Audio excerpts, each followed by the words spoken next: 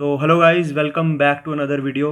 कल बहुत ही एक ज़बरदस्त मैच देखने को मिला हमें रियल मैड्रिड और बार्सिलोना के बीच।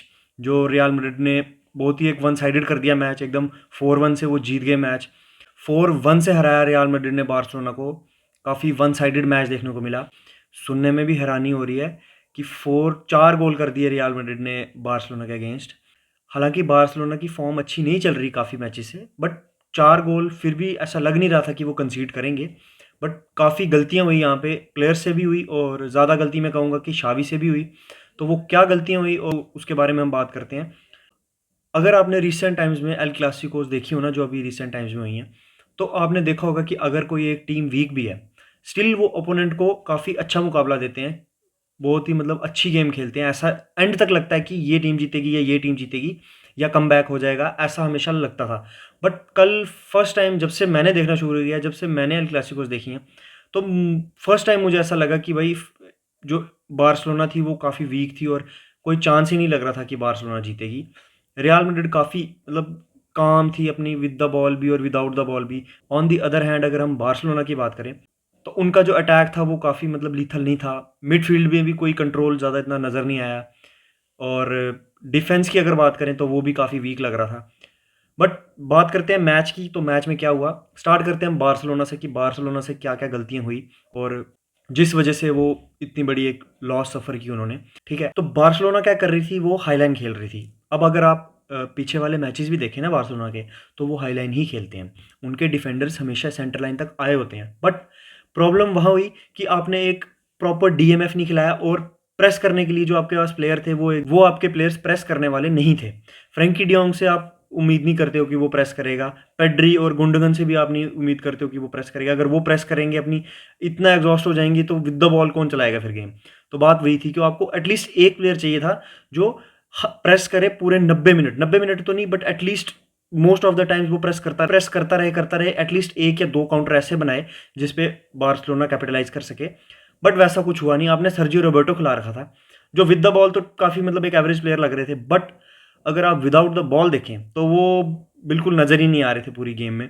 तो वो बहुत ही ख़राब डिसीजन था शावी का रोबर्टो को स्टार्ट करने का। हाँ, थोड़े टाइम पहले सर्जियो रोबर्टो ने एक मैच जितवाया था ला लीगा में बार्सिलोना को, तो बस उसी परफॉर्मेंस के बेसिस पे शावी उसको हर मैच स्टार्ट करा देता है। कहीं ना कहीं फर्मीन लोपेज का बनता था स्टार्ट करना। अगर आपने मैच देखा हो लास्ट के मिनटों में जब फर्मीन लोपेज आया, तब जो वो प्रेस कर रहा था, वो अगर स्टार्ट से करता तो कहीं ना कहीं रिजल्ट कुछ और हो सकता था। अब क्या पता फिर भी बारसा हारती, बट एटलीस्ट कुछ ट्राई तो करते ना। वो कुछ लगता ना कि बार्सिलोना गेम में है, बट वैसा कुछ हुआ निकल। उसके बाद दूसरी गलती ये हुई बार्सिलोना की कि आपने लेफ्ट विंग पे कोई प्लेयर छोड़ा नहीं और पूरी पूरा फ्लैंक दे दिया बाल्डे को कि भाई ड्रिबल भी कर और क्रॉसेस भी डाल। अब एटलीस्ट एक बंदा लेफ्ट विंग पे डालो, चाहे फरहान टॉरेस को डालो या चाहे जॉ फिलिक्स को डाल दो फरहान की जगह। तो उसके साथ या तो ओवरलैपिंग रन निकालेगा बाल्डे, या तो फिर क्रॉसेस डाल देगा, कुछ भी करेगा कुछ तो करेगा ना। वहाँ पे उसको कुछ कर ही नहीं पा रहा था। कारवाहाल से अगर बच रहा था, पीछे वेलवर्डे आ रहा था। वेलवर्डे से बच रहा था, पीछे कारवाहाल था। तो उस वजह से बाल्डे को लोग गाली दे रहे हैं कि बाल्डे की गेम बहुत ही बेकार थी, बेकार खेला। भाई वो करता क्या, अकेला था बेचारा। और कुछ का कहना ये भी है कि पेड्री और गुंडगन की गेम भी बेकार थी। गुंडगन कहूंगा कि गुंडगन जो था सबसे अच्छा प्लेयर था बार्सिलोना का कल। पूरे एंड तक गुंडगन ही था जो ट्राई कर रहा था, कुछ ना कुछ ट्राई कर रहा था, क्रॉसेस डाल रहा था, ड्रिबल करने की कोशिश कर रहा था। बट एटलीस्ट वही था जो ट्राई कर रहा था। नो डाउट फ्रैंकी और Pedri one of the best players हैं जो मतलब प्रेस रेजिस्टेंट है। बट वो रिस्क नहीं ले रहे थे कि प्रेस रेजिस्ट करके हम ड्रिबल करके आगे जाके कुछ फॉरवर्ड थ्रू पास निकालेंगे या फिर एक एरियल पास निकालेंगे। क्यों? क्योंकि आपके पास एक डीएमएफ नहीं है।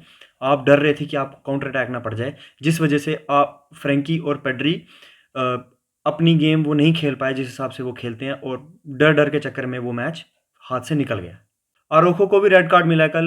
मैं कहूँगा कि अरोखो की गेम इतनी ख़राब नहीं थी। उसने काफ़ी बार 1v1 में वेनिशियस को भी रोका। बेलिंगम के अगेंस्ट 2-3 टैकल मारे उसने। हो सकता है कि उनमें से एक आधा गोल और हो सकता था, बट अरोखो ने वो चीज़ काफ़ी रोकी। बट जब स्टार्ट में ही आपको 2 गोल पड़ जाएँ, आपका अरोखो खेल रहा है फ्लैंक पे, राइट विंग पे खेल रहा है, राइट बैक खेल रहा है, ठीक है। और आप स्टार्ट से अगर मैचेस देख रहे हो रियल मैड्रिड के, तो रियल मैड्रिड डायमंड खेल रही है जिसमें विनीशियस विंग से ना पूरे मैच में हार्डली 1 या 2 बार अटैक करेगा। मोस्टली वो सेंटर से ही अटैक करेगा। तो अरोखो को विंग पे खिलाने का मतलब क्या था? अगर विंग पे उसको 1v1 कराना है विनीशियस से, तो आप इसका मतलब है कि आप होमवर्क करके नहीं आए, आपने मैचेस देखे नहीं है मैड्रिड के कि मैड्रिड अब खेल रही है, डायमंड खेल रही है। तो आरोको को उस साइड खिलाने का मतलब यही था कि शावी बिल्कुल भी प्रिपेयर्ड नहीं आए थे इस मैच में। और कुंडे के साथ जब 1v1 विनीशियस हो गया तो कुंडे को बीट करना विनीशियस के लिए कोई ज़्यादा मुश्किल था नहीं। तो ऐसा ही हुआ, गोल जो पहला हुआ। उसके बाद आरोको थोड़े फ्रस्ट्रेट भी हो चुके थे, जिस वजह से उसने 2 बार जो 2 फाउल किए, 2 येलो कार्ड मिले और रेड कार्ड मिल गया। तो वो, अब मैं कहूँगा नहीं कि आरोको की गलती थी, वो कहीं ना कहीं बारसा का जो प्लान था वो कल गलत था, जिस वजह से आरोको ने वो सफ़र किया। बट अगर सर्जियो रोबर्टो की जगह फर्मीन लोपेस और फरान टोरेस या लेवेंडोस्की की जगह जॉ फिलिक्स खेलते विंग पे, लेफ्ट विंग पे, तो गेम का रिजल्ट शायद कुछ और हो सकता था। शायद कह रहा हूँ मैं, क्या पता नहीं होता चेंज, बट एटलीस्ट थोड़ा अच्छा खेलती बार्सिलोना। जो उम्मीद करते हैं बार्सिलोना फैंस, वो उतना अच्छा खेल लेती, खासकर अल क्लासिको में। तो वैसा कुछ नहीं हुआ। अब बात करते हैं the winner legends real Madrid की। तो कैसी गेम रही रियल मैड्रिड की। अब विनीशियस की मैं क्या बात करूं, विनीशियस को तो सैल्यूट है भाई, जो उसने इंजरी के बाद आया अभी जस्ट आपने, लेकिन फिर भी स्टिल देखा होगा कि उसकी थोड़ी सी डिप आई है पेस में। बट कहीं ना कहीं 2-3 मैचेस के बाद वो रिकवर कर लेगा। रोड्रिगो विद द बॉल बहुत बढ़िया था, बट विदाउट द बॉल आपकी उसकी मूवमेंट देखी हो तो बिल्कुल थोड़ा सा मतलब माइनर सा वो ढीला था कल, ऐसा मुझे लगा। हालांकि उसका एक गोल और एक असिस्ट भी है, बट कहीं ना कहीं वो थोड़ा सा ढीला था विदाउट द बॉल। अब मैड्रिड का बेस्ट प्लेयर कौन था उसकी बात मैं बाद में करता हूँ, पहले बाकी की बात करता हूँ। चुआमेनी को ना अक्सर लोग कहते हैं कि ये 2 गेम अच्छी खेलता है, फिर एक गेम में नहीं दिखता, फिर 3 गेम। बट जो कल उसने खेला है ना भाई, वो जो टैकल मार रहा था ना पेड्री और सर्जियो रोberto को, एक टाइम पे वो डर रहे थे उससे कि हमारी टांगें ना तोड़ दे। चुआमेनी के होते हुए क्रूज डीएमएफ खेल रहा है और इंटरसेप्शंस भी कर रहा है। तो आप देखो कितना एक्सपीरियंस और कितना बढ़िया प्लेयर है यार टोनी क्रूज की तारीफ तो मैं नहीं कर पाऊंगा, क्योंकि टोनी क्रूज की तारीफ करना मेरे लिए एक वीडियो में मुश्किल हो जाएगा। टोनी क्रूज के लिए अलग से एक वीडियो बनानी पड़ जाएगी स्पेशल। बात करते हैं हम बैक लाइन की। तो जैसा कि मैंने कहा, बेलिंगम और रूडिगर। बेलिंगम रह गया भाई। बेलिंगम ने जितने ड्रिबल मारे हैं ना कल, मुझे नहीं लगता एल क्लासिको में इतने ड्रिबल कोई करता था। हाँ, मेसी कर लेता था, बट इतने नहीं करता था भाई जितने कल उसने किए हैं। उसने तो एकदम बेच खाया यार उनके प्लेयरों को। कोई प्लेयर नहीं छोड़ रहा जिसको उसने ड्रिबल नहीं किया। बस मैं बताया ना, 1 या 2 बार अरोखो के सामने आया, अरोखो ने अच्छी तरह डील किया उसके साथ, दैट्स इट। उसके अलावा उसको कोई नहीं रोक पाया, एक बंदा नहीं उसको प्रेस कर पाया। बिल्कुल ईजिली प्रेस बीट कर रहा है, कभी लॉन्ग बॉल खेल रहा है, कभी थ्रू बॉल खेल रहा है। तो बेलिंगम के लिए कहीं गेम बहुत ही बढ़िया गई कल। उसके बाद अगर हम बैक लाइन की बात करें, रूडिगर हमारा बेस्ट प्लेयर है इस season along side Jude Bellingham. अब रूडिगर को देखो, रूडिगर ने पहले मिलिटाओ के साथ स्टार्ट किया था, ठीक है, मिलिटाओ को एसीएल हो गई। उसके बाद एलाबा के साथ खेला, उसको एसीएल हो गई। फिर उसने चुआमेनी के साथ खेलना शुरू किया, कभी नाचो खेल रहा है, कभी चुआमेनी खेल रहा है, कभी बैक थ्री में वो मेंडी खेल रहे हैं। बट रूडिगर भाई बंदे नहीं जाने देता, गोल नहीं खाने देगा अपने कीपर को, वो बचा ही लेगा। 1v1 में तो भूल जाओ ना उसको बीट करना, बट एरियली भी अगर कोई 2 बंदे भी होंगे तो वो बॉल ही विन करेगा। तो रूडिगर भाई, रूडिगर ने बचाया हमें इस सीज़न। अभी तक जो हम लीस्ट गोल कंसीड किए हैं ना हमने यूरोप में, तो वो उसी की देन है। और कारवाहाल तो वही इस सीज़न कुछ अलग ही फॉर्म में चल रहा है हमेशा, और बड़े मैचेस में तो कारवाहाल हमेशा फॉर्म में रहता ही रहता है। फर्लैंड मेंडी को ना अक्सर लोग ना बुरा मतलब क्रिटिसाइज़ करते हैं कि वो मतलब इतना अच्छा एक फुल बैक नहीं है, लेफ्ट बैक नहीं है अच्छा हमारे टीम के लिए। बट उसको इसलिए क्रिटिसाइज़ किया जाता है क्योंकि वो ऑफेंसिवली इतना प्रोवाइड नहीं करता। बट जो चीज़ वो डिफेंसिवली प्रोवाइड करता है ना, वो चीज़ काफ़ी अंडररेटेड रह जाती है उसकी परफॉर्मेंस में। लोग उस चीज़ की बात नहीं करते हैं। आप देखो जो सीज़न हम 2021-22 जीते ना, उसमें हर मैच में स्टार्ट किया फर्लैंड मेंडी ने, और क्या परफॉर्मेंस ड्रॉप करता था वो हर मैच में। डिफेंसिवली कह रहा हूँ मैं, डिफेंसिवली। तो मेंडी अभी इजीली ये सीज़न और अगला सीज़न भी खेल सकता है वो मैड्रिड के लिए। बातें चल रही हैं अल्फोंसो डेविस को लाने की, बट अगर नहीं भी ला पाए तो कोई इशू नहीं है, हमारे पास फर्लैंड मेंडी है और उसका बैकअप फ्रान गार्सिया भी है। तो उस फ्लैंक पे तो कोई प्रॉब्लम नहीं है, और आगे विनीशियस जूनियर है, तो कोई प्रॉब्लम नहीं है वैसी उस फ्लैंक पे। बात करते हैं कल का बेस्ट प्लेयर हमारा, वो था फेडरिको वेलवर्डे। बंदा बॉल कैरी कर लेता है, बंदा डिफेंसिवली आके टैकल मार लेता है, बंदा एरियली बॉल विन कर लेता है, ठीक है। राइट बैक को ज़रूरत होगी उसके साथ आ जाएगा पेयर अप करने, लेफ्ट बैक को ज़रूरत होगी उसके साथ कर लेगा, पासिस काटेगा, ठीक है, स्पेसिस जो होंगी वो कवर कर देगा भाई। क्या क्या नहीं करे, पता नहीं रियल मैड्रिड ने क्या अच्छे कर्म किए थे कि जिनको वो प्लेयर मिला। और बंदा हर एक चीज़ कर लेता है, हर एक चीज़, बुलेट शॉट वो मार लेता है, क्रॉसेस वो डालता है, बॉल कैरी वो फॉरवर्ड की तरह करता है भाई। कंप्लीट प्लेयर है, कंप्लीट प्लेयर है वो।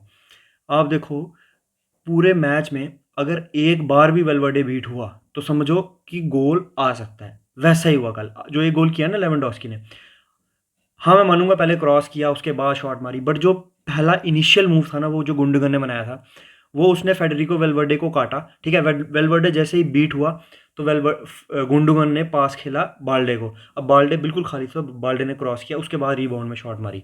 मानता हूँ थोड़ा बाद में हुआ, बट इनिशियल मूव स्टार्ट कहाँ से हुआ? वहीं से जहाँ पे गुंडोगन ने वेलवर्डे को बीट किया। उसके अलावा कभी भी वेलवर्डे बीट नहीं हुआ और कोई मूव नहीं बना बार्सिलोना का अच्छा मूव, ठीक है? ये था कल का मैच और कल के मैच की समरी। अब बातें चल रही हैं कि शावी आउट, बारसा कुछ फ्रस्ट्रेटेड फैंस हैं जो बारसा के, वो कह रहे हैं कि शावी को सैक कर देना चाहिए। बट डेको ने कहीं न कहीं कह दिया है कि हमें पूरा फेथ है शावी पे, हम उसे सैक नहीं करेंगे। उन्होंने बोला कि हम शावी और उनके प्रोजेक्ट को अभी भी ट्रस्ट करते हैं, एटलीस्ट ये सीज़न तो वो पूरा ट्रस्ट करेंगे। तो अगर वो ला लीगा भी जीत सकते हैं, वो कोई बड़ी बात नहीं है, या अगर नंबर 2 पे भी आ गए तो कोई प्रॉब्लम नहीं होगी। और मेन चीज़ होगी देखने वाली कि ये चैंपियंस लीग में कहाँ तक जाते हैं।